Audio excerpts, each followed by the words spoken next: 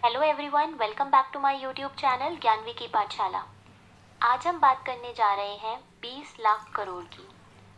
जी हाँ, मैं उन्हीं 20 लाख करोड़ के पैकेज की बात कर रही हूँ जिसका जिक्र हमारे honourable prime minister Shri Narendra Modi ji ने इंडिया को एड्रेस करते हुए बताया था। तो चलिए आज का वीडियो स्टार्ट करते हैं और देखते हैं हमारी finance minister miss Nirmala Sitharaman ji ने क्या क्या अनाउंसमेंट किए हैं अपनी फर्स्ट प्रेस कॉन्फ्रेंस में। पहला बिग अनाउंसमेंट है स्टैंडर्ड एमएसएमईज के लिए। स्टैंडर्ड एमएसएमईज वो एमएसएमईज हैं जिनका मार्केट क्रेडिबिलिटी तो अच्छा है, लेकिन लॉकडाउन की वजह से वो लिक्विडिटी क्रंच की पोजीशन फेस कर रहे हैं। उनको वर्किंग कैपिटल चाहिए, उनको लेबर्स को देने के लिए पैसा चाहिए, उनको अपने बिजनेस को रन करने के लिए पैसा चाहिए।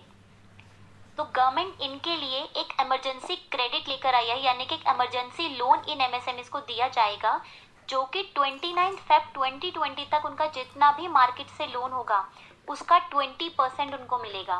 फॉर एग्जाम्पल, किसी का 29 फेब तक का जो मार्केट से लोन है या किसी बैंक से लोन है वो 1 करोड़ रुपए तक का है, तो उनको 20% यानी कि 20 लाख रुपए का इमरजेंसी लोन दिया जाएगा। ये लोन लेने के लिए सिर्फ वही बिजनेसेस एलिजिबल होंगे जिनका बोरोइंग जो है वो 25 करोड़ रुपीस तक का है। साथ ही साथ जिनका जो टर्नओवर है पूरे साल का वो 100 करोड़ तक का है। ये जो लोन बिजनेसेस को दिया जाएगा ये 4 इयर्स का होगा, यानी कि 4 इयर्स के बाद इन एमएसएमईज को वो जो लोन है उसको रीपे करना होगा। और इस लोन के अंदर उनको 12 मंथ्स का मोरेटोरियम पीरियड दिया जाएगा, यानी कि उन्हें 12 महीनों तक मीन्स 1 साल तक उन्हें कोई भी प्रिंसिपल अमाउंट रीपे नहीं करना है। ये जो इमरजेंसी क्रेडिट दिया जाएगा ये पूरा 100% गवर्नमेंट की तरफ से कवर होगा, यानी कि 100% गवर्नमेंट की गारंटी है। अगर ये बिजनेसेस इस लोन को 4 साल के अंदर रीपे नहीं कर पाते हैं तो गवर्नमेंट, जी हाँ, गवर्नमेंट पूरा 100% बैंक्स को रीपे करेगी अपनी तरफ से। एंड ये स्कीम जो है वो 31 अक्टूबर 2020 तक ही अवेल कर सकते हैं। तो जिन एमएसएमईज को लोन चाहिए अपने बिजनेसेस को बढ़ाने के लिए वो सिर्फ 31 अक्टूबर तक ही ये स्कीम को अवेल कर सकते हैं, उसके बाद कोई भी इस स्कीम को अवेल नहीं कर पाएगा। इस स्कीम के लिए कोई भी बैंक किसी भी एमएसएमई से किसी भी बिजनेस से कोई गारंटी फी या फिर कोई फ्रेश कोलेट्रल कोलेट्रल मतलब कोई भी सिक्योरिटी नहीं मांग सकता। सेकेंड बिग अनाउंसमेंट है स्ट्रेस्ड और एनपीए एमएसएमईज के लिए, यानी कि ये वो बिजनेसेस हैं जिनके पास लिक्विडिटी क्रंच तो साथ में फेस कर ही रहे हैं, लेकिन साथ ही साथ जो है ये एनपीए भी हो चुके हैं, यानी कि नॉन परफॉर्मिंग एसेट्स। ये वो बिजनेसेस होते हैं जिन्होंने बैंक से या फिर किसी फिनेंशियल इंस्टीट्यूशन से लोन लिया होता है और जब वो उसको टाइम पे रीपे नहीं कर पाते तो वो एनपीए बन जाते हैं। तो देखते हैं गवर्नमेंट ने इनके लिए क्या सपोर्ट, क्या मेजर्स लेकर आई है। गवर्नमेंट इन बिजनेसेस को 20,000 करोड़ रुपीस का सबॉर्डिनेट डेट देगी। सबॉर्डिनेट डेट वो डेट होता है जो कि अनसिक्योर्ड होता है। इट मीन्स अगर ये बिजनेसेस कभी लिक्विडेट होते हैं, कभी बंद हो जाते हैं इन फ्यूचर, तो सिक्योर्ड डिबेंचर्स को, सिक्योर्ड क्रेडिटर्स को पेमेंट होने के बाद ही इन डेट्स को पे किया जाएगा। एंड इसीलिए ये जो होते हैं थोड़े रिस्की होते हैं। ये जो सबॉर्डिनेट डेट है ये ऑलरेडी स्ट्रेस्ड एमएसएमईज को दिया जा रहा है, यानी कि जो एनपीएस बिजनेसेस हैं। तो जो बिजनेसेस ऑलरेडी बैंक्स की पेमेंट पे डिफॉल्ट कर चुके हैं तो बैंक्स उनको फ्रेश लोन कैसे देगा, तो वो बैंक से पैसा नहीं उठा सकते, मार्केट में उनका क्रेडिबिलिटी अच्छा नहीं है। और अगर जो ओनर्स हैं उनके पास भी कैश पोजीशन अच्छा नहीं है, अगर होता तो वो खुद ही पैसा लगा लेते। तो इस टाइम पे जो स्ट्रेस्ड एमएसएमईज हैं, एनपीए बिजनेसेस हैं, उनके पास ना तो बाहर से कहीं से फंड्स आ रहे हैं, ना ही उनके पास खुद के कोई सोर्सेज हैं जो कि वो अपना पैसा बिजनेस में लगा सके। तो इसके लिए गवर्नमेंट ने क्या किया कि गवर्नमेंट ने बैंक्स को बोला कि आप 20,000 करोड़ रुपीस तक का जो लोन है वो आप प्रमोटर्स को दो बिजनेसेस के, यानी कि जो बिजनेस ओनर है उनको 20,000 करोड़ रुपीस तक का लोन दिया जाएगा।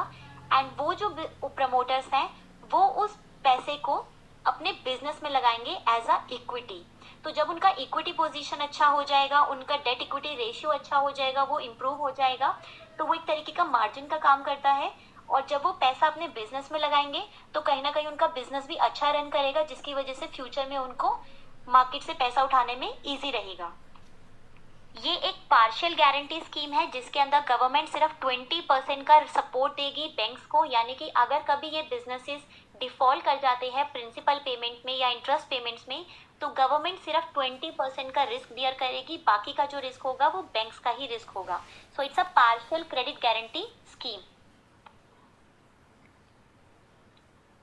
नेक्स्ट मेजर था restriction on the global tenders.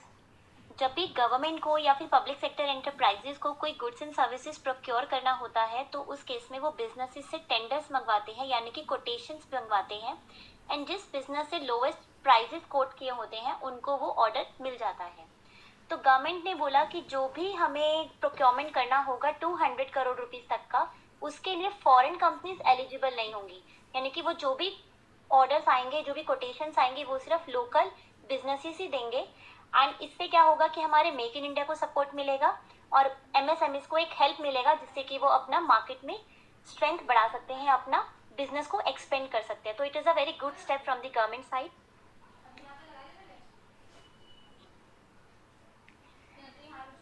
Next जो अनाउंसमेंट है, जो कि सबसे बिग एंड मेजर अनाउंसमेंट है गवर्नमेंट की साइड से, वो है new definition for the MSMEs. ये जो डिमांड है ये काफ़ी टाइम से चली आ रही थी, लेकिन गवर्नमेंट ने फाइनली इसको अप्रूव कर दिया है। पहले क्या होता था कि जो डेफिनेशन होता था माइक्रो स्मॉल एंड मीडियम का, वो मैन्युफैक्चरिंग एंटरप्राइजेस के लिए एंड सर्विस एंटरप्राइजेस के लिए डिफरेंट होता था।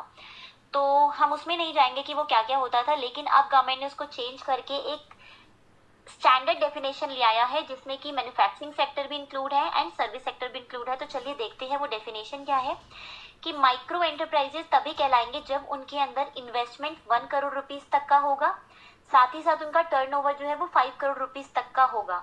तो ऐसे एंटरप्राइजेस जिनका इन्वेस्टमेंट 1 करोड़ को एक्सीड नहीं कर रहा, साथ ही साथ टर्नओवर भी 5 करोड़ रुपीस को एक्सीड नहीं कर रहा है, तो वो माइक्रो कहलाएंगे। स्मॉल एंटरप्राइजेस तभी कहलाएंगे जब उनका इन्वेस्टमेंट जो है प्लांट मशीनरी के अंदर या फिर इक्विपमेंट्स के अंदर 10 करोड़ को एक्सीड नहीं कर रहा है, साथ ही साथ जो उनका टर्नओवर है यानी कि सेल्स है वो भी उनकी 50 करोड़ रुपीस को एक्सीड नहीं कर रही है। मीडियम एंटरप्राइजेस वो होंगे जिनका इन्वेस्टमेंट 20 करोड़ रुपीस तक का है, साथ ही साथ उनका जो टर्नओवर है वो भी 100 करोड़ रुपीस तक का है। तो it is a major demand जो कि एमएसएमईज की साइड से आ रही थी। बिजनेसेस क्या करते थे कि वो अपने आप को एक्सपेंड करना चाहते थे, अपने बिजनेस को बढ़ाना चाहते थे, लेकिन जो बेनिफिट एमएसएमईज को मिलता है उनकी वजह से वो अपनी इन्वेस्टमेंट बढ़ा नहीं पा रहे थे, क्योंकि उनको पता था कि अगर हमने इन्वेस्टमेंट बढ़ा दी तो हमें जो एमएसएमई की जो डेफिनेशन है हम उससे बाहर हो जाएंगे, और अगर हम डेफिनेशन से बाहर हो गए तो जो भी प्रिविलेजेस, जो भी बेनिफिट्स हमको मिलते हैं फिर वो हमें मिलना बंद हो जाएंगे। तो it is a long time waited demand जो उनकी टाइम से आ रही थी, बट फाइनली गवर्नमेंट ने इसको इम्प्रूव कर दिया है। नेक्स्ट मेजर है ई मार्केटिंग फॉर एमएसएमईज। जैसा कि हमें पता है कि लॉकडाउन की वजह से जो एमएसएमईज है, बिजनेसेस हैं, वो कोई ट्रेड फेयर्स या फिर एग्जीबिशंस में पार्ट नहीं ले पाए हैं। तो गवर्नमेंट ने उनके लिए ई मार्केट लिंकेज जो है उसको प्रमोट किया है, जिसकी वजह से एमएसएमईज अब अपने बिजनेस को एक्सपेंड कर पाएंगे।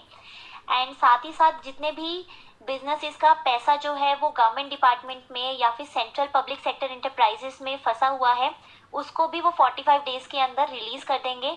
Although it's not a new measure, ये एमएसएमई एक्ट के अंदर भी लिखा हुआ है कि गवर्नमेंट जितने भी बिजनेसेस हैं उनका पेमेंट जो है वो 45 डेज के अंदर हो जाना चाहिए। बट गवर्नमेंट ने अपनी साइड से बोला है कि अगर हमारे डिपार्टमेंट से ये पैसा ड्यू है तो हम 45 डेज के अंदर इसको रिलीज कर देंगे। नेक्स्ट अनाउंसमेंट था EPF support to the businesses and the workers. इसके अंदर क्या हुआ कि हमें पता है कि जो ऑर्गेनाइजेशन, जो भी बिजनेसेस ईपीएफ एक्ट 1952 के अंडर कवर्ड होते हैं, उनको 12% एम्प्लॉयर को एंड 12% एम्प्लॉय को अपनी सैलरी का कंट्रीब्यूट करना होता है ईपीएफ अकाउंट के अंदर। अब गवर्नमेंट ने कहा कि जो भी इसके लिए एलिजिबल होते हैं उनके लिए 12% जो है एम्प्लॉयर की साइड का और 12% एम्प्लॉय की साइड का वो हम देंगे। तो ये पहले उन्होंने मार्च, अप्रैल, मई यानी कि पहले 3 महीनों के लिए उन्होंने बोला था, लेकिन अब इस स्कीम को आगे और 3 महीने के लिए एक्सटेंड कर दिया गया है, यानी कि government March, April, May, now June, July and August, इन 6 महीने के लिए जो भी 12% एम्प्लॉय की सैलरी का होगा वो एम्प्लॉयर और एम्प्लॉय दोनों का गवर्नमेंट खुद पे करेगी, जिसकी वजह से एम्प्लॉयर एंड एम्प्लॉय दोनों के हाथ में लिक्विडिटी बढ़ेगी, साथ ही साथ उनके पीएफ अकाउंट कंट्रीब्यूशन पे भी कोई फर्क नहीं आएगा। तो it's again a very good step. Next announcement है रिड्यूस ईपीएफ कंट्रीब्यूशन का, यानी कि वो बिजनेसेस जिनके एम्प्लॉयज़ का पीएफ का कंट्रीब्यूशन स्टैट्यूटरी होता है उनको 12% की जगह अब 10% कंट्रीब्यूट करना होगा। इससे फ़ायदा ये होगा कि एम्प्लॉयर को भी सिर्फ 10% कंट्रीब्यूट करना है, जिसकी वजह से एम्प्लॉयर के पास लिक्विडिटी पोजीशन बनी रहेगी, उसके पास लिक्विडिटी इंप्रूव होगी। साथ ही साथ एम्प्लॉय भी 10% कंट्रीब्यूट करेंगे तो उनके पास भी जो है वो टेक होम सैलरी ज़्यादा बचेगी। तो दोनों ही एम्प्लॉयर एंड एम्प्लॉय का लिक्विडिटी पोजीशन अच्छी होगी तो मार्केट में डिमांड ज़्यादा होगा एंड जिसकी वजह से वो मार्केट में सप्लाई भी बढ़ जाएगी। बट गवर्नमेंट ने साथ ही साथ ये भी बोला कि अगर जो एम्प्लॉयर है वो सेंट्रल गवर्नमेंट है या फिर स्टेट गवर्नमेंट है तो गवर्नमेंट की तरफ से 12% ही कंट्रीब्यूट किया जाएगा। गवर्नमेंट अपनी तरफ से कोई भी रिड्यूस ईपीएफ कंट्रीब्यूशन नहीं करेगी, गवर्नमेंट का पूरा 12% ही जाएगा।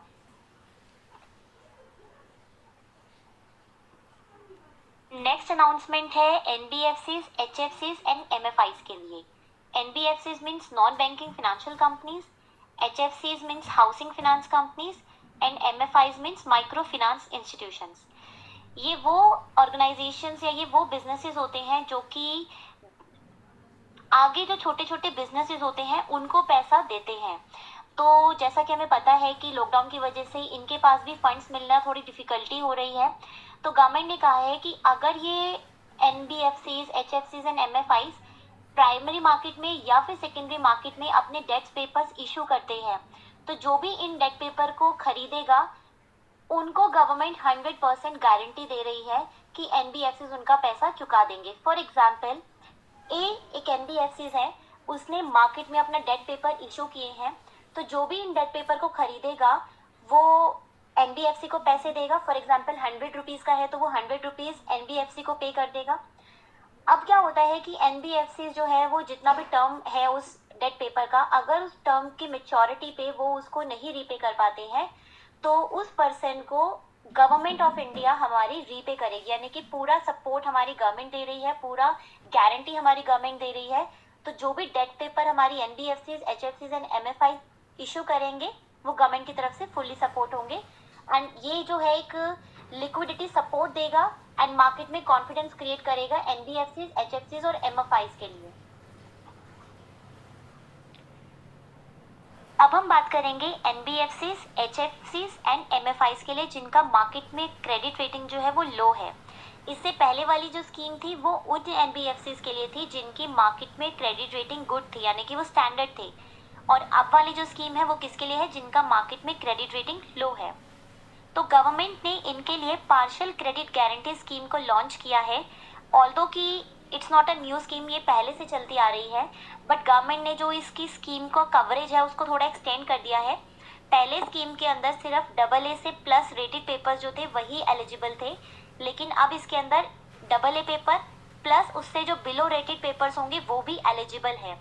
तो अगर बैंक्स या कोई फिनेंशियल इंस्टीट्यूशन इन एनबीएफसीज या एमएफआईज को पैसा देता है और ये एनबीएफसीज उन पैसों को नहीं चुका पाते, उस लोन को नहीं रीपे कर पाते, तो गवर्नमेंट जो फर्स्ट 20% लॉस होगा वो गवर्नमेंट बियर करेगी, बाकी का जो 80% लॉस है वो बैंक्स को ही बियर करना पड़ेगा।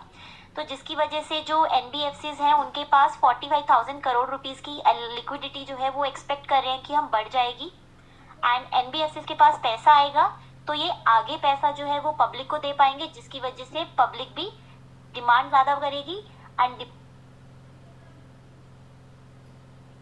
नेक्स्ट मेजर है relief to the contractors.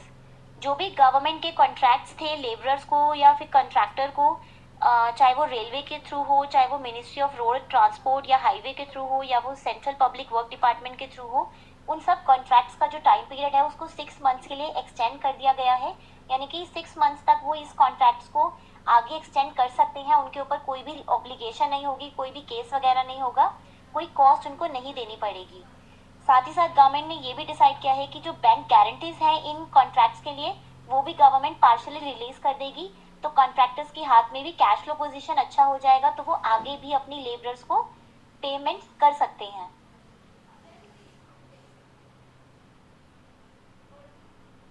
Next major है reduce rate of TDS and TCS. Government ने अनाउंस किया है कि जो भी नॉन सैलरीड पर्सन हैं और जो इंडिया में रेजिडेंट हैं उनके लिए टीडीएस एंड टीसीएस के रेट्स में 25% का रिडक्शन किया गया है, एग्जिस्टिंग रेट्स का 25%। फॉर एग्जाम्पल अगर किसी को रेंटल पेमेंट पे 20% का टीडीएस डिडक्ट करना था तो अब उनको 20% की जगह सिर्फ 15% ही टीडीएस काटना होगा एंड गवर्नमेंट को डिपॉजिट करना होगा। इससे क्या होगा कि जो डिडक्टर है, टैक्स डिडक्टर है, उसके हाथ पे लिक्विडिटी पोजीशन इंप्रूव होगा एंड ये जो टीडीएस का रिड्यूस रेट है ये हर तरीके की पेमेंट्स पे एलिजिबल हैं, चाहे वो कॉन्ट्रैक्ट की फीस हो, प्रोफेशनल फीस हो, इंटरेस्ट हो, डिविडेंड हो, कमीशन हो, एक्सेट्रा। एंड ये स्कीम पूरे साल के लिए एलिजिबल है, जो हमारा 2020-21 तक जो पूरा हमारा प्रीवियस ईयर है इस पे एप्लीकेबल होगा। एंड एक्सपेक्ट किया जा रहा है कि इस स्कीम का जो बेनिफिट होगा उसकी वजह से 50,000 करोड़ रुपीस का लिक्विडिटी मार्केट में इंक्रीज हो जाएगी।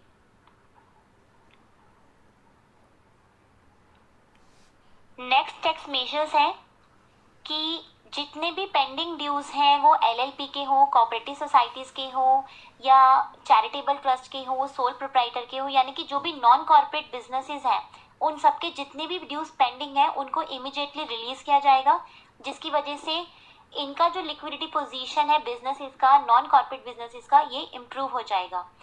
साथ ही साथ गवर्नमेंट ने जो ड्यू डेट है फाइलिंग रिटर्न करने का उसको भी एक्सटेंड कर दिया गया है।